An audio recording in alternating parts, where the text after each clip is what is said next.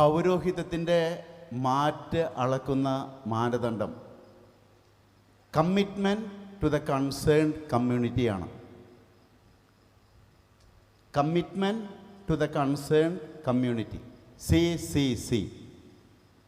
ഈ കമ്മിറ്റ്മെൻറ്റ് എന്തുമാത്രം നമുക്കുണ്ടെന്ന് ഈ തിരുപ്പട്ടം സ്വീകരിക്കുന്ന ദിനത്തിൽ ആത്മപരിശോധന ചെയ്യണമെന്നാണ് ഞാൻ അഭ്യർത്ഥിക്കുക. ഈ കമ്മിറ്റ്മെൻറ്റ് ഇല്ലെങ്കിൽ കൈവെപ്പ് ശുശ്രൂഷ ആയിട്ടില്ല, ഇനിയും തീരുമാനമെടുക്കാം.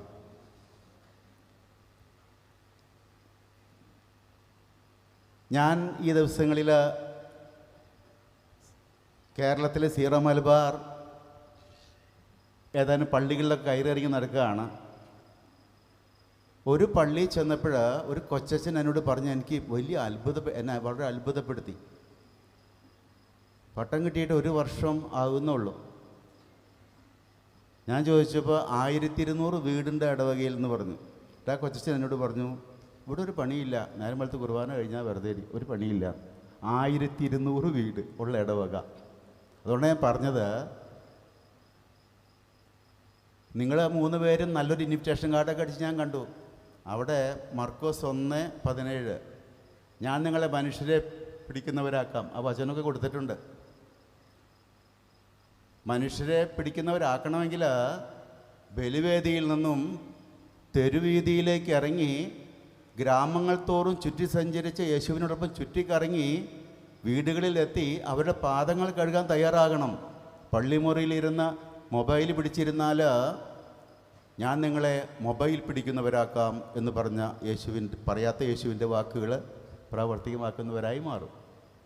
ഞാൻ നിങ്ങളെ മനുഷ്യരെ പിടിക്കുന്നവരാക്കാമെന്ന് പറഞ്ഞിട്ടുണ്ടെങ്കിൽ, ഞാൻ എൻ്റെ രൂപത്തിൽ അച്ഛന്മാരോട് പറഞ്ഞിട്ടുണ്ട്, അച്ഛന്മാർ കുറവരോടെയുണ്ട്, എപ്പോഴും പറയാറുണ്ട്, ഒരു ദിവസം 10 വീടെങ്കിലും കയറി ഇറങ്ങിയില്ലെങ്കിൽ പാപദോഷമാണ്, 5 വീട് കയറി ഇറങ്ങിയില്ലെങ്കിൽ ചാവുദോഷമെന്ന് പറഞ്ഞിരിക്കുന്നു. കമ്മിറ്റ്മെൻറ്റ് അത് അച്ഛന്മാർ മാത്രം ഉദ്ദേശിച്ചുകൊണ്ടല്ല, സിസ്റ്റേഴ്സിന് എല്ലാവരും പറയാറുണ്ട് കേട്ടോ. സിസ്റ്റേഴ്സ് ചിലർ അങ്ങോട്ടും ഇങ്ങോട്ടും നോക്കുന്നുണ്ട്, എല്ലാവരോടും എൻ്റെ രൂപയിൽ പറയാറുണ്ട്. നമ്മൾ വീടുകളിലേക്ക് ഇറങ്ങി ഒരു വീട്ടിൽ ചെന്ന് കഴിഞ്ഞാൽ അവിടുത്തെ പ്രശ്നങ്ങൾ കേട്ടാൽ ആ പ്രശ്നങ്ങൾ 100 നീറുന്ന പ്രശ്നങ്ങൾ, അത് തീർക്കണമെങ്കിൽ തന്നെ ഒരു ദിവസം പറ്റത്തില്ല.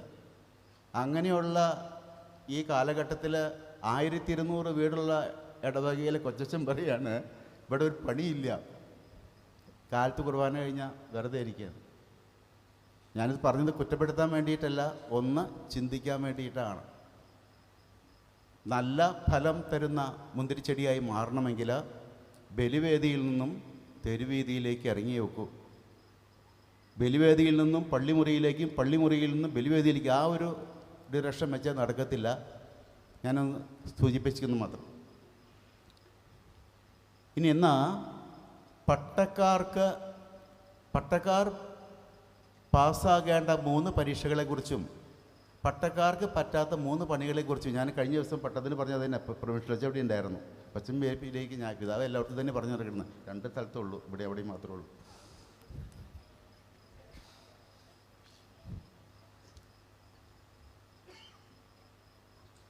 മൂന്ന് പരീക്ഷകൾ. അത് അപ്പോൾ ആളുകൾ വിചാരിക്കും ഇത് അച്ഛന്മാർ മാത്രം നോക്കിയാൽ മതിയല്ലോ. ശരിക്കും പറഞ്ഞാൽ മാമോദീസ സ്വീകരിച്ച എല്ലാവരും കർത്താവിൻ്റെ പൗരോഹിത്യത്തിൽ പങ്കുകാരാ, പുരോഹിത ഗണമാണ്. ആ പുരോഹിത ഗണത്തിന് ശുശ്രൂഷ ചെയ്യാനുള്ളവരാണ് ഞങ്ങൾ.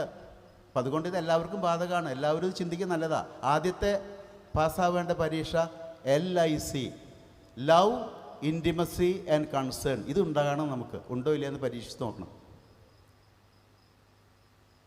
സ്നേഹിക്കാൻ കഴിയണം ആളുകളെ.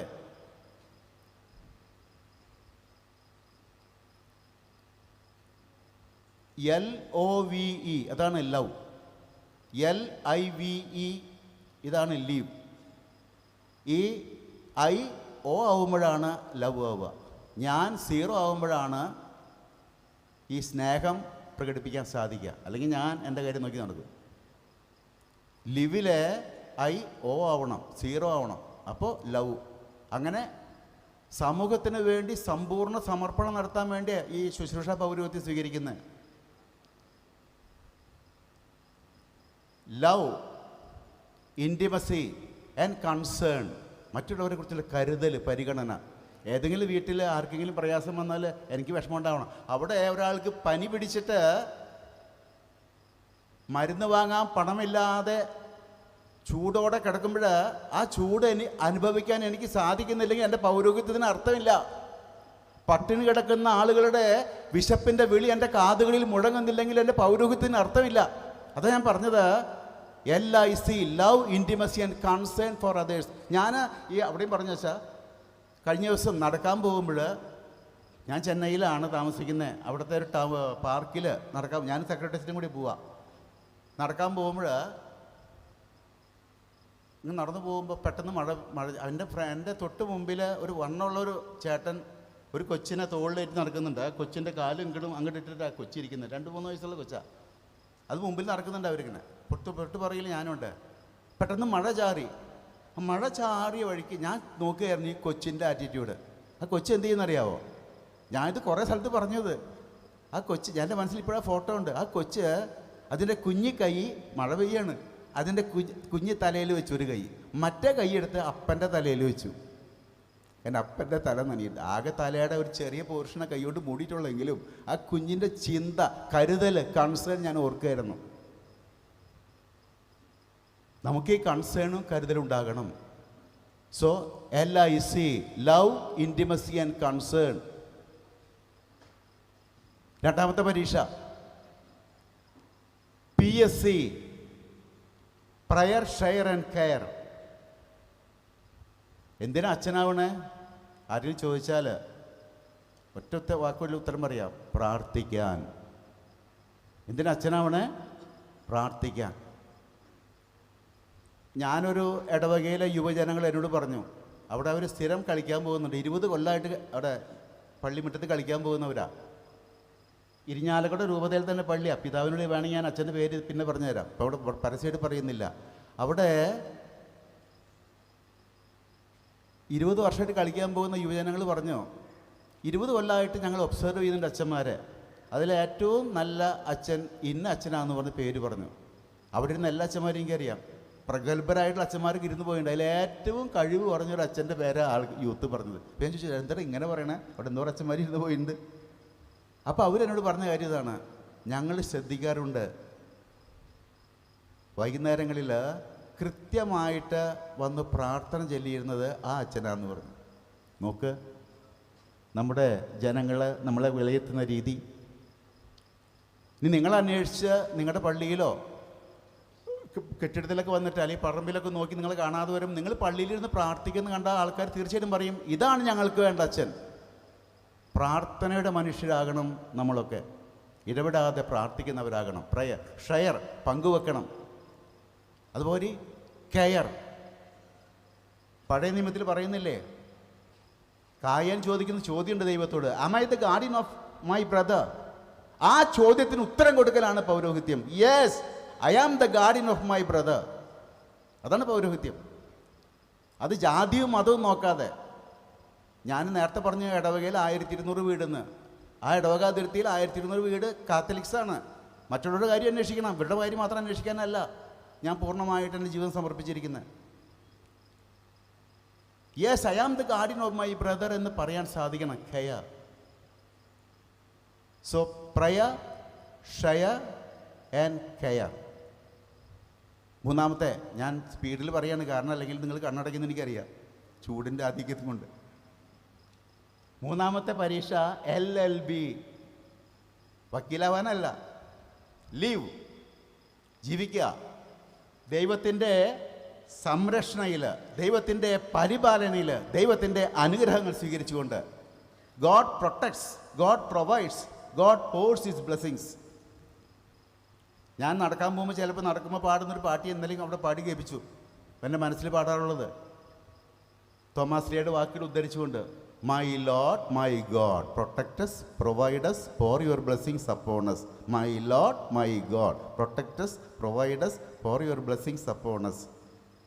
ആ ദൈവത്തിൻ്റെ സംരക്ഷണം, പരിപാലന, അനുഗ്രഹം സ്വീകരിച്ച് ഇന്ന് ഞാൻ ജീവിക്കണം. അതാണ് ആദ്യത്തെ L, ലീവ്.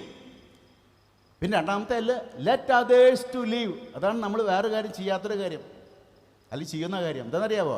മറ്റുള്ളവർ ജീവിക്കാൻ അനുവദിക്കില്ല. എല്ലാ കാര്യങ്ങളും കയറി ഇടപെടും. ഞാനിത് അച്ഛന്മാർ മാത്രമേ പറയും, സിസ്റ്റേഴ്സിന് മാത്രം പറയുന്നതല്ല, ആളുകളൊക്കെ. കാരണം എല്ലാവരും പുരോഹിത ഗണമാണ്. മറ്റുള്ളവർ ജീവിക്കാൻ അനുവദിക്കുക. Let others to leave.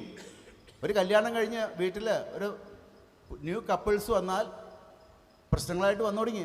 Bishop ഹൗസിലേക്ക്, കച്ചേരിക്ക് അനലൈസ് ചെയ്യുമ്പോൾ ജീവിക്കാൻ അനുവദിക്കുന്നില്ല. എല്ലാ കാര്യങ്ങളും ഇടപെട്ട് ആ കുടുംബം കലക്കി കളയും. മറ്റുള്ളവരെ ജീവിക്കാൻ അനുവദിക്കുക. Let others to live. മൂന്നാമത്തെ, be a helping hand to others. സാധിക്കുന്ന രീതിയിൽ help others to live. Be a helping hand to others. Live, let others to live, be a helping hand to others. ഞാനതിന് സിസ്റ്റേഴ്സിൻ്റെ ഒരു ഉദാഹരണം ഇന്നലെ പറഞ്ഞ്, അതിവിടെ തന്നെ ഈ രൂപത്തിൽ തന്നെയാണ്. ഒരു മഠത്തിൽ ഞാൻ കുർബാനയ്ക്ക് പോയപ്പോൾ ഒരു ചെറിയ മുറി പോലെയുള്ള ഒരു പള്ളി, അവിടെ നിറച്ച് ആൾക്കാർ തിങ്ങി നിൽക്കുന്നു. ദിവസം കുർബാനയ്ക്കാണ്. പുറകിൽ മദർ നിൽക്കുന്നുണ്ട്. മദറിൻ്റെ അടുത്ത് അവിടുത്തെ ഒരു കുഞ്ഞ് സിസ്റ്റർ നിൽക്കുന്നുണ്ട്. ഞാൻ അപ്പോൾ ആൾക്കാർ നിൽക്കുന്നതാണ്, സിസ്റ്റേഴ്സിനെ കാണാൻ പറ്റത്തില്ല. എങ്കിലും സ്വർഗസ്ഥനായി ഞങ്ങളുടെ പിതാവിനെ കൈപ്പിക്കും. ആ മദറിൻ്റെ കൈയുടെ മുട്ട് കഴിഞ്ഞ ദിവസങ്ങൾ ഓപ്പറേഷൻ കഴിഞ്ഞിരിക്കുന്നതെന്ന് എനിക്കറിയാം. ഞാൻ നോക്കിയപ്പോണ്ട് ഈ സിസ്റ്റർ മദർ ഇങ്ങനെ കൈ പൊക്കിയിരിക്കുന്നു, രണ്ട് കൈയും. ഞാൻ അത്ഭുതപ്പെട്ടിട്ട് എങ്ങനെ ഓപ്പറേഷൻ കഴിഞ്ഞാൽ ഇങ്ങനെ കൈ പൊക്കാൻ പറ്റുന്ന എങ്ങനെയാണ്? എനിക്കൊരു പല വിചാരം വന്ന് ഞാനിങ്ങനെ ഒന്ന് എത്തിച്ച് നോക്കി, ആൾക്കാരെ ഇടയ്ക്കോട്ടെ എന്താ ഇവിടെ സംഭവം, കൈ ഇങ്ങനെ പൊക്കുന്നു. അപ്പോൾ നോക്കിയപ്പോണ്ടല്ല, ആ കുഞ്ഞ് സിസ്റ്ററുടെ കൈ ഇവിടെ പിടിച്ചിരിക്കുകയാണ്. സ്വർഗസ്നായ പിതാവിയെല്ലാം കൈ ഉയർത്തി. ഒരു സിസ്റ്റർ, ആ കുഞ്ഞ് സിസ്റ്റർ ഒരു കൈ എങ്ങനെയും, ഒരു കൈ മദറിൻ്റെ മുട്ടിലാണ്. ഇതാണ് be a helping hand to others. ഇതാണ് സന്യാസ ജീവിതം, ഇതാണ് പൗരോഹിത്യ ജീവിതം, ഇതാണ് കുടുംബ ജീവിതം. Be a helping hand to others. So live, let others to live and help others to leave.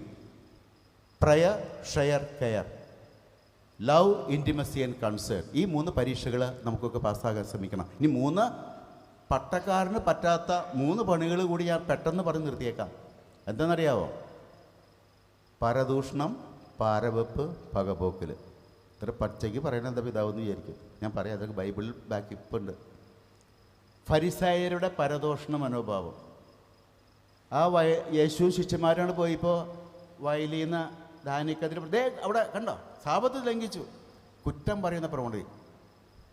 ആൾക്കാർ കാട്ടോട്ടെ, സാരല്ല ഡീക്കൻസ്, നമ്മുടെ അച്ഛന്മാരുടെ ഇടയിലുണ്ട്.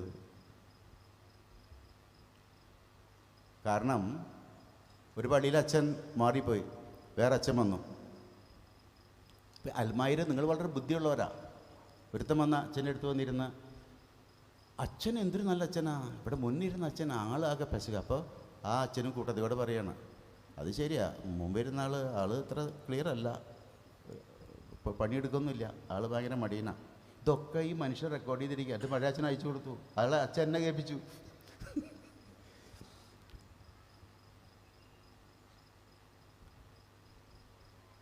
എന്ത് കാര്യമുണ്ടെന്ന് നോക്ക്, വല്ലവരുടെ കാര്യം അന്വേഷിക്കാൻ. ഈ കുറ്റം പറയുന്നത് വലിയ പ്രശ്നമാണ്. അത് പള്ളി അച്ഛന്മാരുടെ മാത്രമല്ല, സിസ്റ്റേഴ്സിൻ്റെ മാത്രമല്ല, അൽമാരുടെ വലിയ പ്രശ്നമാണ്. ഞാൻ എൻ്റെ മുറിയിൽ പണ്ട് ഒരു പ്ലേ കാർഡ് വെച്ചിരുന്നു. ഇങ്ങനെ ഒരു വെള്ള കാർഡിൽ ടൈപ്പ് ചെയ്ത് വെച്ചിട്ടുണ്ട് വലിയ അക്ഷരത്തിൽ, കുറ്റം പറയരുത്.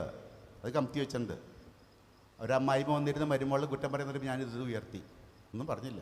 ഇത് കണ്ടപ്പോൾ ആ ചേച്ചിക്ക് ഷോക്കാണ്. ഇന്ന് ആ ചേച്ചിക്ക് എന്നോട് ദേഷ്യം. അതിൻ്റെ കാണുമ്പോൾ, പിതാവിനെ കാണുമ്പോൾ എനിക്ക് ദേഷ്യം വരുന്നവരാണ് അന്നത്തെ. പിന്നെ അവസാനം ആ പ്ലക്കാർഡ് മാറ്റിയിട്ട് ഒരു മരത്തിൻ്റെ കട്ട വയ്ക്കും, അത് കാണിക്കും. കാരണം ഈശോ പറഞ്ഞിട്ടില്ലേ, നിൻ്റെ കണ്ണിൽ തടി കഷ്ണം കാണാതെ മറ്റുള്ളവരുടെ കരട് തപ്പി പോകരുത്. അപ്പം മരക്കാട്ടിയെടുത്ത് പൊക്കി കാണിക്കും. നമ്മൾ പരദൂഷണം അരുതേ, അരുത്. പൗരോഹിത്യത്തിൽ ഒട്ടും അരുത്. ഒരച്ഛൻ മാറി വേറെ അച്ഛൻ വന്ന് എന്തെങ്കിലും പോരാന്ന് വെച്ചിട്ടുണ്ടെങ്കിൽ അത് നികത്താൻ പറ്റും, നികത്താം. അല്ലെങ്കിൽ പറയാൻ പോകണ്ട, എന്തിനാ പറഞ്ഞിട്ടാണ്, എന്ത് ഗുണം കിട്ടാനാ? അപ്പോൾ ഫരിസായരുടെ പരദൂഷണം വേണ്ട. രണ്ടാമത്, യൂദാസിൻ്റെ പാരവെപ്പ് വേണ്ട. യൂദാസ് എന്താ ചെയ്തേ? ഈശോയെ കെട്ടിപ്പിടിച്ച് ഐ ലവ് യു. അതിൻ്റെ അർത്ഥം എന്നാ? You kill him. ഒന്ന് പറയുന്നു, മറ്റൊന്ന് ഉദ്ദേശിക്കുന്നു. പാരവെപ്പ്, പാരപണി എന്നൊക്കെ പറയില്ലേ, അത് വേണ്ട. മൂന്നാമത്തെ, പകപോക്കൽ, ഹെറോദേസിൻ്റെ പകപോക്കൽ. വേറൊരു രാജാവോട് പിറന്നോ, എന്നാൽ 2 വയസ്സിന് താഴെ എല്ലാവരും കൊന്നുകളയേ. പകപോക്ക. ഇതൊന്നും പൗരോഹിത്യത്തിന് അനുയോജ്യമല്ല, നല്ലതല്ല, അതിന് പാടില്ല. അത് ശുശ്രൂഷ പൗരോഹിത്യത്തിൽ മാത്രമല്ല പൊതു പൗരോഹിത്യം സ്വീകരിച്ചവർക്ക് പാടില്ലെന്ന് സ്നേഹത്തോടെ അവസരത്തിൽ ഓർപ്പിക്കുകയാണ്. ഞാൻ ദീർഘിപ്പിക്കുന്നില്ല. അപ്പോൾ പിതാവ്, നിങ്ങൾ വിചാരിക്കും പിതാവ് ആദ്യമൊക്കെ പറഞ്ഞൊക്കെ മറന്നോ, വേഗം നിർത്താമെന്ന് പറഞ്ഞു. ഞാൻ അവസാനിപ്പിക്കുകയാണ്. Commitment to the concern community മറക്കരുത്. ലവ്, ഇൻറ്റിമസി ആൻഡ് കൺസേൺ മറക്കരുത്. പ്രയർ, ഷെയർ ആൻഡ് കെയർ മറക്കരുത്. Live, let others to live and be a helping hand to others മറക്കരുത്. ഇത്രയും മാത്രം മറക്കാതിരുന്നാൽ പോരാ, അടുത്തത് പ്രത്യേകം മറക്കാതിരിക്കണം. 3 കാര്യങ്ങൾ: പരദൂഷണം വേണ്ട, പകപോക്കൽ വേണ്ട, പാരവെപ്പ് വേണ്ട. ദൈവം നമ്മെ അനുഗ്രഹിക്കട്ടെ. ഒരിക്കൽ കൂടി എല്ലാ തിരുപ്പെട്ട ദിനത്തിനും മംഗളം ആശംസിക്കുന്നു 3 പേർക്കും. പിതാവിൻ്റെയും പുത്രൻ്റെയും പരിശുദ്ധ ആത്മാവിൻ്റെയും നാമത്തിൽ ആമേൻ.